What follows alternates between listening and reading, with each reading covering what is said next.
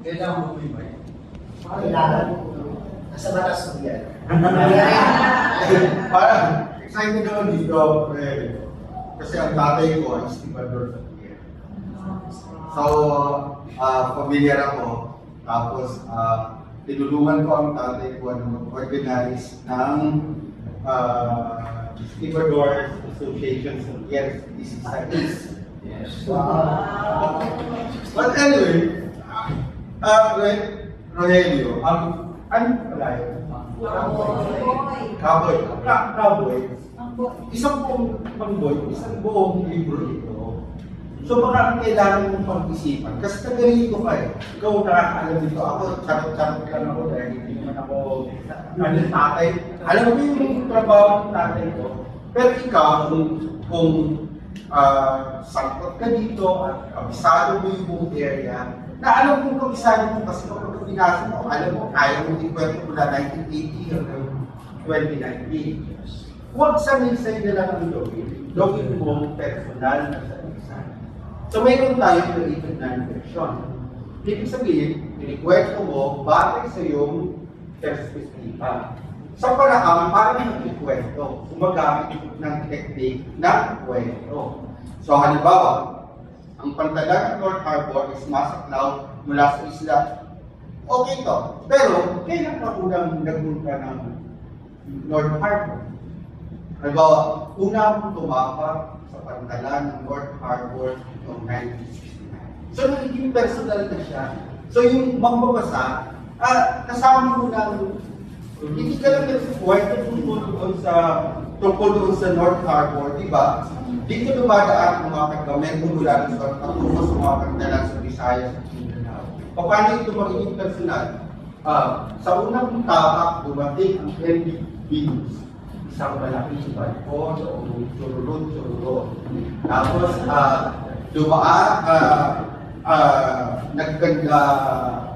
mabilis na pumilos ang mga estibador para umakyat sa andamyo.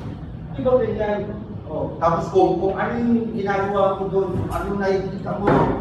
Tapos may dialogue kasi ang personal na sanaysay ay gumagamit ng mga technique na gamit sa fiction, sa maikling kwento. So may dialogue. Tinawag ko si Mary J.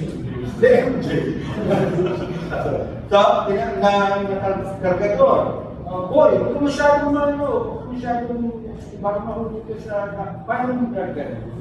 Okay. Para may maraming internet na resources kung paano magsulat ng personal na sanaysay. Okay. Ang mga, halimbawa, pagka binasa mo si Bebang, pinagsusulat ng personal na sanaysay. Ang mga iba nating panel, pinagsusulat ng personal na sanaysay.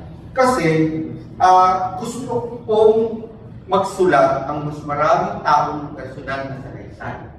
Dahil walang magsusulat tungkol sa atin. Diba? Ang magsusulat lang, ang kwento ng buhay ay kwento ng mga politiko, ng mga, diba, ng mga artista. Pero tayo, kailangan natin ibahagi ang pinagdaanan natin sa pantalan ng Maynila, sa North Harbor mismo, kung nasaan tayo noong 1980 hanggang 2010, kung sino ang mga nakasalamuhan natin para mabuo yung buhay ng nasyon. Kasi walang magsusulat sa atin, kundi tayo. Okay? So, gawin mong personal ang sanaysay na ito. Sana kung may pagtalakay tungkol sa personal na sanaysay, pero dahil wala tayong oras, ang tingin ko, Mang-Boy, magbasa, maraming resources sa net, magbasa, at pagkatapos gawin mong personal na sanaysay ito. Ibig sabihin, kung halimbawa tungkol sa Maynila, North Harbor noong 1980 hanggang 2010, masyadong mahaba ito, Mang-Boy. Mag-focus ka sa isang partikular na sanaysay. Kahit may exit ng mga sanaysay. Halimbawa, kailan mo unang dumating sa North Harbor? Ikwento mo. Kailan ka ikwento mo yung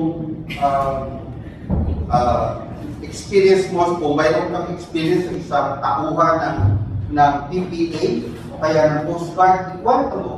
Tapos saka ka mag-segue tungkol sa